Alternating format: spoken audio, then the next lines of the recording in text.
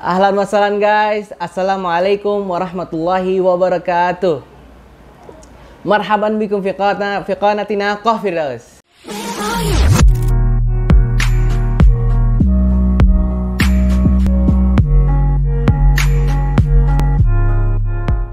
Alhamdulillah hari ini teman-teman semuanya, gue itu kedatangan seorang dari nih sebelah kita nih. Nah, namanya nanti Ko Chandra. Nah, kita nanti bakal ngobrol-ngobrol santai kok ya. Nah, tapi sebelum itu teman-teman yang belum subscribe channel Qah Firdaus, subscribe sekarang juga. Ya, like, share, and comment. Dan jangan lupa juga bunyi nih loncengnya biar nanti kalian tahu kalau Qah Firdaus masukin video terbaru. Nah, kelihatan deh tuh datang notification-nya ke kalian semua. Oke, pokoknya don't forget. Nah, hari ini tadi gue bilang balik lagi nih, kembali ke namanya Ko Chandra nih di sebelah gue. Dan tadi kita alhamdulillah juga udah selesai acara kerjasama antara Inti dengan PT. Nah, kalau kalian udah tahu dong PT itu apa. Nah, ini Inti nih, pasti kalian belum pada tahu kan. Nah, ini nih orangnya. Nah, ayo nih, boleh nih kok. Kita ngobrol-ngobrol santai juga dan sambil perkenalan diri kok. Nah, kenalin ke subscriber Qah Firdaus. Ya, terima kasih. Senang sekali hari ini bisa datang berbagi bersama dan kebetulan ketemu tokoh muda yang sangat unik, Qah Firdaus. Iya. Jadi terima kasih juga sudah diajak masuk ke YouTube channelnya Qah Firdaus. Iya, sama-sama kok. Saya Chandra Yap, biasa dipanggil Chandra, PLT Sekjen Perhimpunan Inti, Perhimpunan Indonesia Tionghoa. Dan memang ini organisasi sudah 22 tahun. Masya Allah. Berdiri sejak tahun 99, tepatnya 10 April 99. Dan memang ini satu organisasi kebangsaan. Walaupun ada nama Tionghoa di situ, tetap kita mengedepankan Indonesia, persatuan dan kesatuan bangsa, Bhinneka Tunggal Ika. Dan memang 2 tahun ini karena banyak bencana dan pandemi ya, orang jadi agak rancu, agak bingung nganggapnya Inti organisasi organisasi sosial. Sebenarnya kita ini organisasi kebangsaan yang memang bergerak dalam bidang-bidang penguatan nilai-nilai kebangsaan, nasionalisme, cinta tanah air, terus kesetaraan, Bhinneka Tunggal Ika. Dan memang karena 2 tahun ini banyak bencana dan pandemi, hampir setiap minggu kita melakukan baksos. Dalam artian membantu saudara-saudara kita yang sedang kesusahan. Nah, itu seperti hari ini kita datang membawa sembako untuk dibagikan ke teman-teman PT yang memang terdampak secara ekonomi akibat pandemi yang berkepanjangan. Terima kasih loh nih Ko Chandra. Jadi kita tadi udah ya, acaranya udah mulai. Tadi terus kita juga ada kerjasama. Terima kasih kok Kamsya nih kok. Nah, jadi Koko bilang tadi bergerak di organisasi, kalau boleh tahu selain itu apa lagi tuh? Maksudnya kegiatannya apakah kalau sama kayak di PT ya pasti sama lah kurang lebih lah ya, kurang lebih sama lah. Kurang lebih sama. Jadi memang gini, awal Inti berdiri 99 ini memang kita bertujuan untuk menyelesaikan masalah Tionghoa di Indonesia secara tuntas. Menurut para pendiri Inti, 17 orang pendiri, salah satunya Pak Teddy Sugianto yang menjadi ketua umum saat ini, masalah Tionghoa itu ada 2 di Indonesia. Satu, masalah diskriminasi oleh negara, dalam artian perundang-undangan, terus hukum yang memang ada dulu namanya SBKRI, ada pelarangan menggunakan atau merayakan budaya Tionghoa secara terbuka di muka umum. Akhirnya diselesaikan oleh Presiden kita, Gus Dur, di mana dibolehkan lagi melakukan perayaan Imlek, dan terus dilanjutkan sampai Ibu Megawati dan Pak SBY sampai Pak Jokowi sekarang. Pak Jokowi sekarang. Nah, memang kalau kita lihat perjuangan di bidang penghapusan diskriminasi oleh perundangan hampir sudah selesai. Yang terakhir Pak SBY mengembalikan lagi penggunaan istilah Tiongkok dan Tionghoa yang sebelumnya menyebut dengan kata Cina. Jadi kata Cina sekarang diganti menjadi penyebutan Tiongkok untuk negara China di sana, dan untuk orang disebutnya Tionghoa. Jadi memang disebutnya, makanya kita pun namanya Perhimpunan Indonesia Tionghoa. Jadi memang ya kalau dibilang ya masih panjang, ada perjuangan tahap kedua yang belum kita selesai di Inti itu, menghapuskan diskriminasi di masyarakat, discrimination by society. Ini proses panjang. Jadi dari zaman kolonialisme beranda ada namanya politik adu domba, ada segregasi pemisahan warga negara berdasarkan kelas. Nah ini kan berkepanjangan, jadinya secara tidak langsung tertanam di alam bawah sadar. Jadi ada perlakuan-perlakuan yang memang membuat orang Tionghoa diperlakukan berbeda. Tapi makin hari makin sini sudah sangat baik. Ya, sih, betul, sangat luar biasa baik. Dan memang salah satu yang terakhir kita lihat memang sudah banyak bermunculan tokoh-tokoh publik atau pejabat publik orang Tionghoa, dari gubernur, anggota DPR. Dan sekarang juga muncul banyak tokoh-tokoh muda yang memang unik. Milenial gitu ya. Yang punya sadar kalau mereka Tionghoa ini bagian integral dari bangsa Indonesia. Yang artinya ya udah, orang Tionghoa itu bagian dari bangsa Indonesia, negara Indonesia yang lahir, hidup dan mati di negara ini. Kita tidak bisa memilih kita dilahirkan dari mana, sebagai suku apa, sebagai orang apa, tidak bisa. Betul. Ini kan pilihan dari Tuhan, dan kita dilahirkan Indonesia itu satu anugerah, satu hal yang harus kita syukuri, karena kita juga sudah punya semboyan Bhinneka Tunggal Ika. Betul, jadi gitu ya Ko ya. Jadi maksudnya teman-teman buat semuanya tadi, yang pertama mungkin yang Ko Firdaus nangkap dari Ko Chandra, nama yang bisa kan kalau di aku kan dulu zaman dulu Cina loh, maksudnya sekarang udah dicoret lah ya gitu kayak, jadi diganti dengan Tionghoa gitu. Dan juga tadi Ko Chandra bilang masalah Tiongkok dan Tionghoa, ya itu maksudnya udah ya sekarang kita, walaupun aku juga keturunan sama nih kok, keturunan Chinese juga gitu, tapi bedanya aku alhamdulillah Muslim. Betul. Tapi tetap walaupun kita ya maksudnya beda keyakinan, tapi tetap kita Indonesia kok ya. Betul. Inilah kita beda banyak sekali nih. Saya kulitnya lebih gelap. Mungkin kamu terlihat lebih Tionghoa dibanding saya. Ya kan? Saya mentang mata sipit aja nih baru kelihatan orang, oh ini orang Cina. Buat saya sendiri sebutan kata Cina tadi selama tidak untuk merendahkan ya udah biasa gitu. Seperti halnya kita nyebut teman-teman kita, saudara-saudara kita yang orang Jawa, dasar Jawa lu, dasar Batak lu. Hal itu tidak menjadi masalah karena emang kita anak muda biasa bergaul dengan cara seperti itu. Iya sih, yang penting kan tidak ada nada merendahkan, tidak ada nada menghina. Ya buat kita sebagai anak muda hal ini seharusnya lebih cair. Dan memang harusnya sebagai anak muda itu ya kita lebih bisa bersatu, bergaul sebagai anak Indonesia yang utuh tanpa memandang suku, agama, warna kulit atau apapun itu. Dan hari ini kalau saya lihat ya Ko Firdaus lah ya, sebut gitu aja ya. Ini satu cerminan anak Indonesia yang sesungguhnya lahir secara etnis Tionghoa, tapi agama Muslim, fasih bahasa Arab lagi, kuliah di Saudi. Kuliah di Saudi. Ya ini Indonesia gitu, nggak ada yang perlu dipertentangkan, nggak ada yang perlu diperdebatkan. Ini kan soal pilihan hidup gitu kan. Dan Indonesia kita dijamin dengan adanya Pancasila sebagai dasar negara dan semboyan Bhinneka Tunggal Ika. Perbedaan itu hal yang biasa. Perbedaan jangan jadi satu hal yang saling meniadakan, tapi saling melengkapi sebagai bangsa. Nah, betul. Jadi itu teman-teman, jangan sampai perbedaan itu bikin pecah belah malah kok ya. Malah harusnya lebih dirangkul lagi. Betul. Misalkan kayak kita nih ada kekurangannya, di suku ini, ini masuk kan gitu.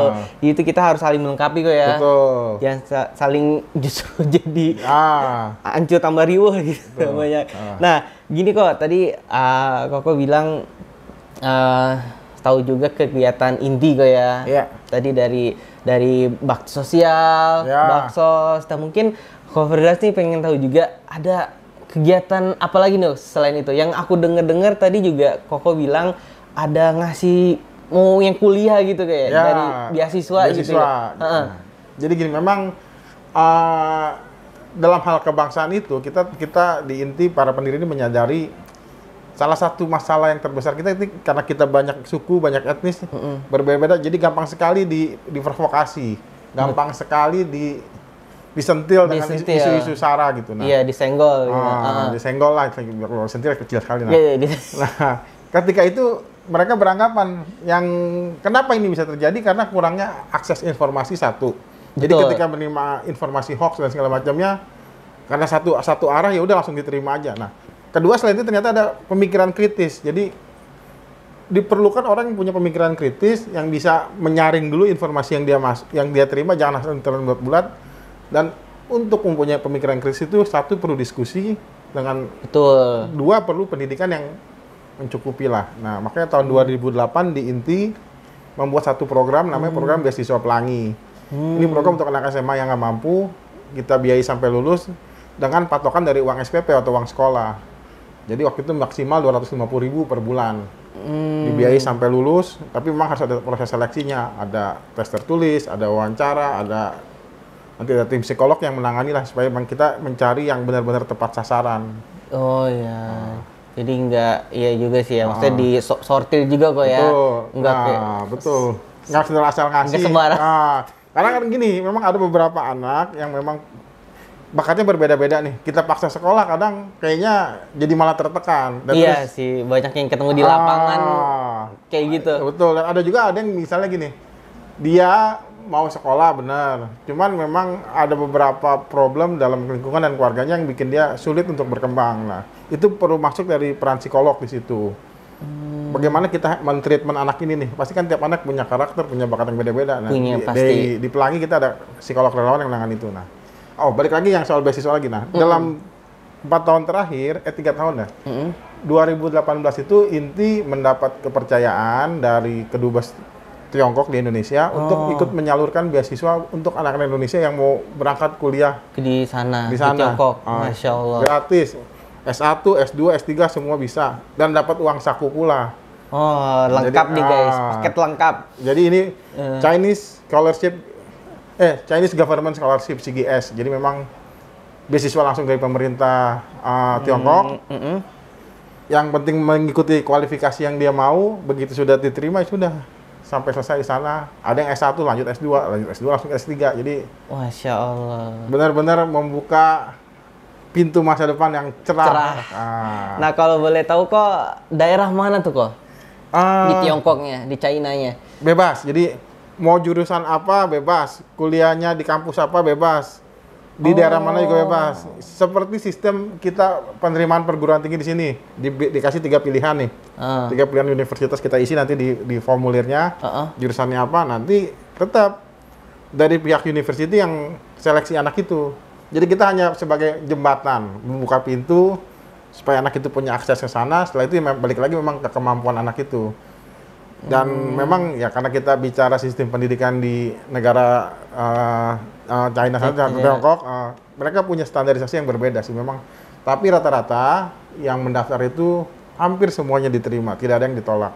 Kalaupun dari di luar 3 pilihan ini universitas tidak menerima, dari pihak sana yang carikan lagi universitas lain. Jadi rata-rata hampir semuanya diterima. Hampir semuanya 90% gitu ya. Jadi tuh kita kayak bebas nih, misalkan aku nih, Kok Chandra mau misalkan di Guangzhou kan gitu. Silakan, nanti tinggal cari sendiri, nanti di websitenya dicari di Guangzhou ada universitas mana apa, gitu. yang jurusan yang kamu suka, udah tinggal isi aja.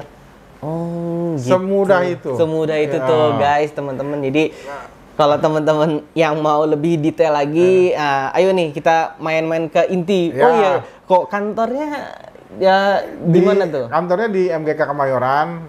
Seberangnya PRJ, kalau nggak tahu PRJ itu PRJ itu. Atau kalau mau lebih gampang nanti di follow Instagramnya aja, Perhimpunan Inti disambung, itu bisa dilihat, itu banyak sekali informasi kegiatan Inti, beasiswa, apapun mengenai Inti di situ. Nanti ada admin yang memang siap menjawab. Bagian-bagian adanya lah ya. Betul. Nah gitu-gitu teman-teman. Jadi kalau yang mau tahu lebih lanjut lagi dan lebih dalam lagi, nah follow nih Instagramnya Perhimpunan Inti. Perhimpunan Inti. Bukan Instagram kok ya? Bukan. Nanti juga kelihatan siapa punya di situ. Oh juga. Nah gitu kok. Jadi kemarin pas Imlek kok ya, aku lihat itu PT kan juga bergabung nih kawan-kawan pas Imlek nasional. Nah itu tuan rumah Inti kok. Kita waktu itu kolaborasi memang, jadi gini. gitu. Beberapa organisasi besar Tionghoa waktu itu diminta untuk mengadakan perayaan Imlek. Dalam artian secara tradisi, ada perayaan Imlek oleh teman-teman kita yang saudara-saudara kita yang agama Konghucu memang menganggap ini kan sebagai satu hari keagamaan. Waktu itu kita memang dengan beberapa kelompok pengusaha ingin mengadakan ini sebagai suasana yang lebih cair, terlepas agamanya apa, orang Tionghoa kan pasti merayakan Imlek juga. Betul. Nah, waktu itu kita bikin perayaan Imlek nasional memang secara tradisi, secara memang kumpul-kumpul rame-rame dihadiri Presiden Jokowi. Ya memang konsepnya ya begitu, dan memang tapi sayang tahun ini kayak nggak bisa ya, masih pandemi. Tahun lalu kan memang sebelum pandemi itu masih Februari. Nah itu sudah rutin 3 kali kita adakan. 3 tahun berturut-turut. Dan selalu dihadiri Pak Jokowi, dan memang Pak Presiden ingin mengapresiasi bagaimana etnis Tionghoa ini ikut berkontribusi membangun negara kita dari Indonesia awal. ini. Oh iya, jadi kemarin tuh emang baru PT baru tahun ini ya bergabung gitu. Kayaknya baru tahun ini. Kayaknya. Soalnya kemarin pas Zoom aku juga lihat kan, nonton juga dihadir Pak Jokowi juga dan jajaran juga semuanya. Betul. Gitu. Makanya jadi itu udah 3 tahun terakhir ini kan. 3 tahun terakhir ini. Dan memang tujuannya itu mendekatkan lah, merangkul semua bisa sama-sama bisa melihat. Dan ini kan sebuah apresiasi juga. Maksudnya memang ya satu hari yang dirayakan etnis Tionghoa ikut dirayakan oleh saudara-saudara kita yang lain juga. Gitu tuh teman-teman. Jadi semua di seluruh Indonesia yang keturunan adat Tionghoanya juga. Jadi kita tetap nih teman-teman ngerayain Imlek. Nah mungkin versinya ya beda-beda aja. Mungkin kok kalau aku di PT yang udah Muslim, ya mungkin kita cuman silaturahim aja ke rumah yang dituain ada gitu masih kayak ya pasti begitu emang. Secara tradisi kita harus begitu. Iya, ngumpul-ngumpul menghormati gitu. Mungkin ya kita ngomong-ngobrol gitu kayak dan ujung-ujungnya mungkin terakhir kalau ada bonus dikasih angpau. Itu dia. Itu yang ditunggu-tunggu. Itu yang paling penting sebenarnya. Nah bisa gitu. Nah tapi mungkin kalau ada yang bilang nanya ini ada kayak khususnya gak Imlek gini-gini, ya kita sih nggak ada ya kok ya kalau di aku ya. Cuman memang tradisi kan? Sih. Bisa jadi tuh kayak Imlek itu bisa dibilang ke 17-an Indonesia gak sih kok? Tahun baru sih. Tahun baru ya. Tahun baruan memang ini kan menyambut musim semi, jadi memang ada tradisi berkumpul lah setelah 1 tahun kita berjerih payah mencari nafkah, ya satu hari itu memang kita harus berkumpul. Nah ini memang tradisi Tionghoa itu kita harus diajarkan menghormati orang yang lebih tua. Di situ kan memang kita ketemu yang lebih tua dan yang orang yang lebih tua mengapresiasi dengan datangnya anak muda dikasih angpau. Ya kalau secara sederhananya ya begitulah. Begitu kayak. Nah jadi tuh tahun barunya ya kalau kayak kita kan ada 1 Januari, terus ada 1 tahun baru Hijriah gitu kan. Nah jadi itu. Imlek ini tahun baruannya China. Itu terakhir tuh 2500 berapa ya? 52 apa 62 gitu. Ya pokoknya sekitar gitu teman-teman. Tanya Om Google yang lebih fasih, lebih paham. Betul. Nah, gini kok tadi kita udah berbincang banyak tentang inti, tentang program inti, bergerak di bagian mana gitu. Nah, mungkin gini kok, ada pesan-pesan kok buat gini. Aku kan para kaum milenial nih kok. Iya. Kok kan nih senior aku nih Kopi Daus gitu. Nah, mungkin ada pesan-pesan yang buat menasehati juga buat teman-teman. Oke, kalau saya sih gini sederhana ya. Sebagai etnis Tionghoa nih, memang kita sebagai etnis Tionghoa memang kadang dapat perlakuan yang tidak enak atau diskriminatif. Cuman buat saya sebagai waktu Mei 98 saya juga ikut merasakan, saya tinggal di Glodok. Saya melihat langsung peristiwa itu, bagaimana rumah teman saya dibakar, dijarah, dan mengalami trauma juga ketika melihat orang berkerumun. Dan memang buat saya begini, kita sebagai anak muda selalu mendapat warisan-warisan. Warisan harta enak gitu kan. Warisan ini itu enak kan. Tapi kadang memang ada beberapa. Kalau cien enak kok ya. itu jangan ditolak, nggak boleh. Dan memang gini, ada warisan-warisan kebencian, warisan-warisan trauma yang kadang diwariskan dari orang tua kita atau nenek kita atau kakek kita yang memang mengalami perlakuan diskriminatif. Nah, dia menyimpan dendam itu dan meneruskan kadang ke anak cucunya menceritakan pengalamannya yang tidak enak. Nah, buat saya memang setiap zaman punya peristiwanya sendiri. Setiap zaman punya keenakan dan ketidakenakannya sendiri. Nah, kita sebagai anak muda yang menjadi kita sebagai bangsa Indonesia, lahir, hidup, dan mati di Indonesia, dan sadar hari ini kalau Indonesia itu negara yang begitu banyak perbedaan sukunya, agamanya, belum lagi nanti ya warna kulit atau segala macam. Betul. Kita ini gampang sekali nanti disulut oleh hal-hal yang bersifat sara, yang bisa istilahkan provokasi lah. Jangan main sama orang ini, gara-gara orang ini kita jadi begini nih. Atau udah stigma negatif. Orang yang itu mah begitu, pelit-pelit lah atau gimana. Kita sebagai anak muda harusnya kita sadar kita memutus rantai kebencian itu. Kalau kita tetap memelihara, sampai kapan kita mau diganggu terus dengan isu sara seperti ini? Memang agak sulit, karena ini personal dan emosional kan. Memutus rantai kebencian ini banyak tantangannya buat diri kita sendiri, dari keluarga sendiri mungkin ada tantangan, tapi betul. Saya percaya sebagai kita orang yang beragama, sebagai ciptaan Tuhan, kita punya hati, kita punya pikiran. Dan memang kita yang harus mengevaluasi diri dan harus yang kita memulai diri sendiri, kita memaafkan. Kata kunci di kata maaf itu, ketika kita tahu orang tua kita atau nenek kita atau kita mendapatkan diskriminatif tidak enak, ya kita coba maafkan, kita buka agenda baru, kita buka sebagai generasi baru yang membawa perubahan. Ya kalau Indonesia ini memang karena banyak perbedaan, gampang sekali tersenggol tadi atau kecubit. Betul. Kata kuncinya di maaf. Dan terus gini, kalau kita dicubit, jangan teriak yang paling kencang sendiri gitu, seolah kita yang paling disakiti. Kadang kita juga tanpa sengaja juga menyakiti orang. Betul. Dan orang itu sudah memaafkan kita tanpa kita tahu. Betul. Itulah perlunya kebesaran hati, lapang dada ya. Jadi bisa memaafkan, legowo, menerima dan memaafkan, itu yang kunci pentingnya.